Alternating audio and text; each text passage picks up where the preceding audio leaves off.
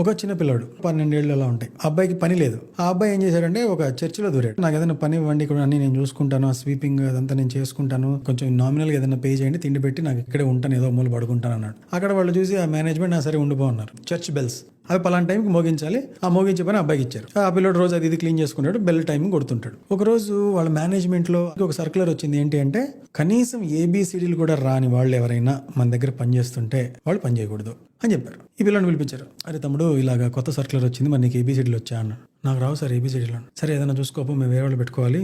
అవునా సరే అని చెప్పి బయటకు వచ్చాడు. అన్నాడు వాడు పాపం చర్చిలో ఉన్నాడు. బయటకు వచ్చి చూశాడు రోడ్డు అంతా. ప్రపంచం ఏం చేయాలో ఏం తెలియదు. అట్లా స్వీట్ ఏదో చిన్న బర్ఫీ లాంటిదో ఏదో పెట్టేవాళ్ళు. భోజనం అయిపోయి తిన్నాం. ఏదైనా కొనుక్కుందామంటే ఏ షాపు లేదు. అరే ఈ చిన్న మిఠాయి కొట్టు లేదా అని చెప్పి 2 కిలోమీటర్లు వెళ్ళడం లేదు, అంటే 1 కిలోమీటర్ వెళ్ళి లేదు. ఎక్కడి నుంచో వెళ్ళి దూరంగా పోయి ఒక మిఠాయి కొట్టు ఇక్కడ ఉంటే కొనుక్కొని ఆ చిన్న స్వీట్ కొనుక్కొని తిన్నాడు. దీన్ని రెండో రోజు మళ్ళీ నేను వాడికి అక్కడ ఆ చుట్టుపక్కల ఉండడం అలవాటు కదా, మళ్ళీ కిలోమీటర్ ఎవరు వస్తారని చెప్పి ఒకేసారి 3 కొనుక్కొని వెళ్ళాడు. దాని తర్వాత వాళ్ళ చుట్టుపక్కల ఉండే వాళ్ళిద్దరు ఫ్రెండ్స్ నాకు కూడా ఒకటి అన్నారు. మరి ఇది ఇంత అవుతుంది, 5 రూపాయలు అవుతుంది, నువ్వు ఇస్తావంటే నేను ఇస్తాను అన్నాడు. సరే పోయి ఇంకొని తెచ్చాడు. అలా 2-3 కూడా మొదలెట్టాడు. ఇదేదో బాగుంది అని చెప్పి డైరెక్ట్గా వెళ్ళి 20-30 తెచ్చి వీడమ్మడం మొదలెట్టాడు. ఎందుకంటే వాడికి పని లేదు, ఇక్కడ డిమాండ్ క్రియేట్ అయింది, చుట్టుపక్కల స్వీట్ షాప్ లేదు, తీసుకొని అమ్ముతున్నాడు. బాగా పోయినాయి. మెల్లగా ఏం చేశాడు, ఈ ఒక్క సందు ఇలాంటి సందులు ఎన్ని ఉంటాయి అని చూడడం మొదలెట్టాడు. అక్కడ ఒకటి ఉంది, ఇక్కడ ఒకటి ఉంది, ఐడెంటిఫై చేశాడు. అక్కడక్కడ ఇలాంటి షాపులు పెట్టాడు. బాగా పికప్ అవుతుంది.